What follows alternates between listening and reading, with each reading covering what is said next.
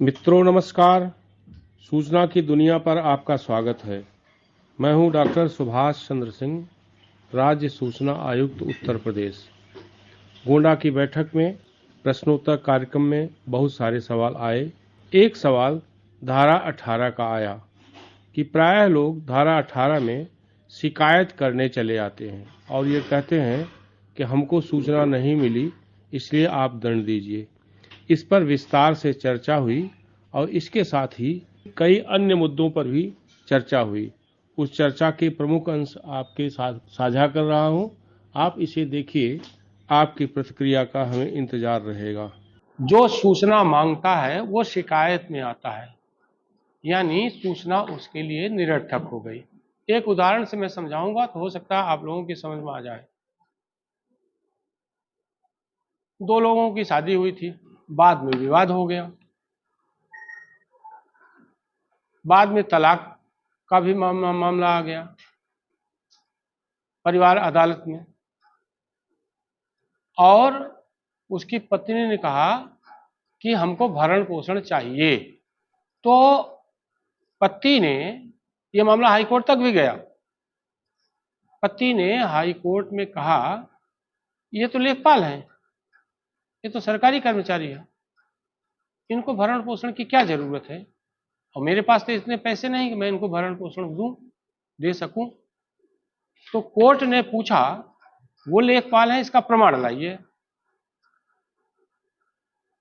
उसने जो है तहसीलदार से सूचना मांगी, ये हमारी पत्नी है, लेखपाल हैं, इनकी वेतन स्लिप दीजिए, नियुक्ति पत्र दीजिए, बाकी और 3-4 चीजें जो भी पूछा हो, मुझे पूरा याद नहीं है, बट नेचुरल है वो सूचना उसको नहीं दी गई 30 दिन में। और इस बीच तारीख थी हाई कोर्ट में, और जब सबूत नहीं पेश कर पाए तो उनको ये निर्देशित किया गया कि आप अपनी पत्नी को 6,000 रुपया महीना भरण पोषण के रूप में दें, यानी 72,000 रुपये साल। एक तहसीलदार द्वारा 30 दिन के भीतर या जल्दी से जल्दी सूचना न देने के कारण एक व्यक्ति पर 72,000 रुपये का एक प्रकार से कहिए एक लायबिलिटी आ गई। अगर वो सूचना समय पर दे दी गई होती, जल्दी दे दी गई होती और हाई कोर्ट में वो व्यक्ति ये बता देता कि ये लेखपाल हैं, तो शायद इससे वो बच सकता था। और धारा 18 यही असली धारा 18 है जिसमें सूचना आपके लिए निरर्थक हो जाए।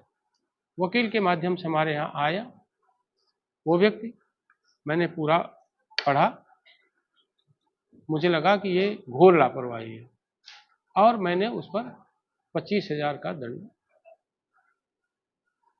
लगा करके 1 महीने के भीतर की तारीख दे दी। और जैसे ही वो नोटिस गया और दूसरी तारीख पर तहसीलदार सारे कागजात लेकर के उपस्थित, ये पे स्लिप है, ये नियुक्ति पत्र है, मतलब सारी सूचना जो मांगी गई थी वो लेकर के आया। हमने कहा अब ये सूचना निरर्थक हो गई और उसको दंड के साथ मैंने निस्तारित कर दिया। धारा 18 यही है। जैसा डीएम साहब ने कहा था ना, डीएम मैडम ने कहा था ना कि तो ये है सभी के लिए आरटीआई है। निगेटिव शब्दों में कहें तो ये दुधारी तलवार है, और पॉजिटिव शब्दों में कहें तो ये सबके काम का कानून है। जैसे किसी ने किसी लेखपाल के बारे में पूछा, ऐसे आप लोगों में से जिसको लगता होगा कि विभागाध्यक्ष ने मेरे साथ अन्याय किया, या आप रिटायर हो गए, पेंशन के संदर्भ में कोई अनियमितता आपके उसमें है, पेंशन पूरी नहीं मिल पा रही है, ग्रेच्युटी रुकी हुई है, कोई भी ऐसा हो सकता है। आपने पूछा तो आप क्या सोचेंगे कि आपको जल्दी से जल्दी सूचना मिलनी चाहिए, यानी उस समय आप वादी हैं। जब वादी के रूप में आप सोचेंगे आरटीआई के संदर्भ में, आप बहुत जल्दी सूचना देने के बारे में सोचेंगे, क्योंकि यह संवेदनशीलता का भी सवाल है। और आरटीआई एक्ट में कहा गया है कि पॉजिटिवली सूचना देने के बारे में सोचिए, जितने सवाल आ रहे हैं अपवादों को छोड़ दें, ये सारे सवाल केवल इसलिए आ रहे हैं कि आप सूचना नहीं देना चाहते। इसमें हम ये नहीं कह रहे हैं कि सारे लोगों पर ये लागू है। सूचना न देने के बारे में आप सोचते हैं, इसलिए इतने सारे सवाल आ रहे हैं। मुझे आप इसमें कई लोग मुझे गलत भी कर सकते हैं, नहीं नहीं ऐसा नहीं है, लेकिन मेरा अनुभव ये कहता है कि सूचना देने के बारे में आप मन बनाएंगे तो आप सूचना देंगे। मैंने कहा ना, दो चीजें, या तो सूचना है या सूचना नहीं है। अगर सूचना है आप दे दीजिए, सूचना नहीं है तो आप कह दीजिए सूचना हमारे पास नहीं है। व्यक्तिगत सवाल है, वाणिज्यिक सवाल है, शुल्क का सवाल है, टेंडर का सवाल है, औचित्य का सवाल है, काल्पनिक सवाल है, क्यों में पूछा गया सवाल है, भविष्य सूचक सवाल है, ये अलग है। इसमें फिर आपको थोड़ा काम करना पड़ेगा, दें या न दें। लेकिन जो कुछ भी करें वो 30 दिन के भीतर करें, क्योंकि उसमें तो बाध्यता है ना कि मूल काम करते हुए आप 30 दिन के भीतर सूचना दें।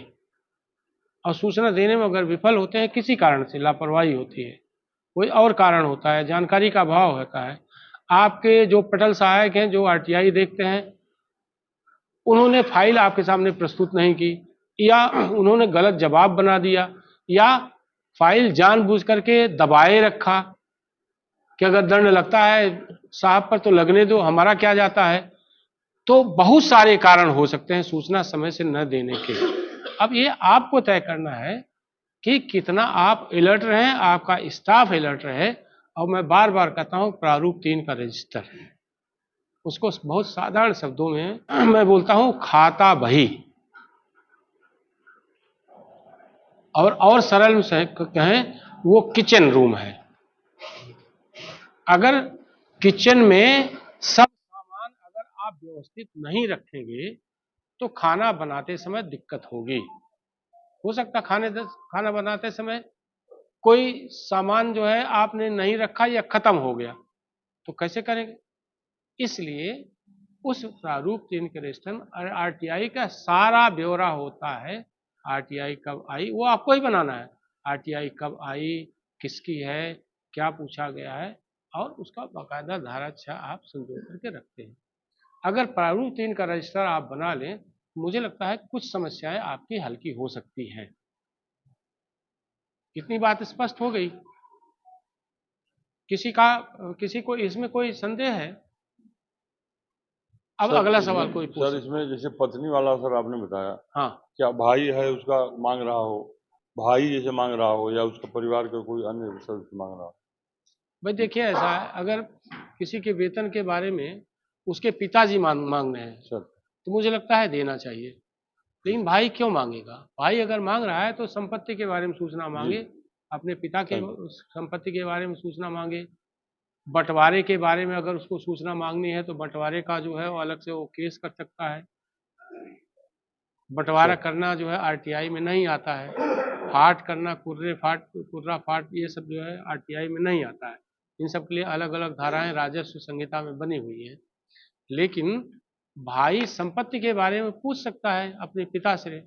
लेकिन अब अपने भाई के वेतन के बारे में अगर कोई उसका छोटा भाई हो या बड़ा भाई पूछता है तो सूचना दे नहीं है, क्योंकि उसके वेतन का मामला है ना।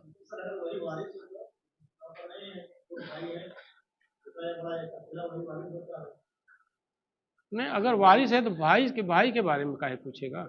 आप थोड़ा और स्पष्ट करिए, बताइए। हाँ, सवाल को आगे बढ़ा दीजिए जी।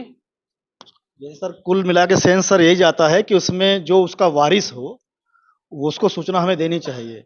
ऐसे कंडीशन में अगर पिता नहीं है, माता नहीं है और उसके कोई पुत्र भी नहीं, मान लीजिए सर वो नावल्द है, कोई उसको है नहीं और भाई सिर्फ है, तो सर उस कंडीशन में तो सर अभी पत्रावली लाइए तो मैं बताऊंगा। सर फाइल कोई नहीं है ऐसे नहीं नहीं, आप काल्पनिक सवाल मत पूछिए ना, आप काल्पनिक सवाल ना पूछिए। काल्पनिक सवालों का जवाब हम देने के लिए बाध्य नहीं है।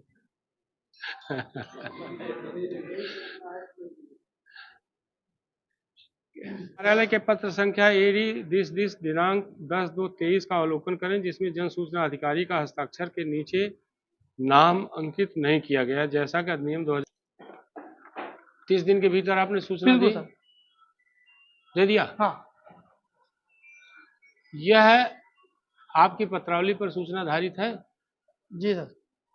क्या धारित है सर उसके ये जांच हो रही है? जांच सर होके चली भी गई। तो जांच रिपोर्ट दे दीजिए उसको, आप मना क्यों कर रहे हैं आप? नहीं सर, बयान दूसरी पार्टी मांग रही है तो हम दे नहीं सकते हैं। आप दे दीजिए ना, जांच से संबंधित है ना। क्या इसका उस केस से कोई संबंध है? हाँ सर। अगर संबंध है तो आप दीजिए, आप इस सूचना को मना नहीं कर सकते। अच्छा, अब मैं बता रहा हूं, ये सूचना देय है, ये सूचना आप मना नहीं कर सकते हैं, आपकी पत्रावली पर धारित है। जो सूचना पत्रावली पर धारित है और जांच पूरी हो गई है तो आप सूचना दे दीजिए। स्पष्ट हो गया ना?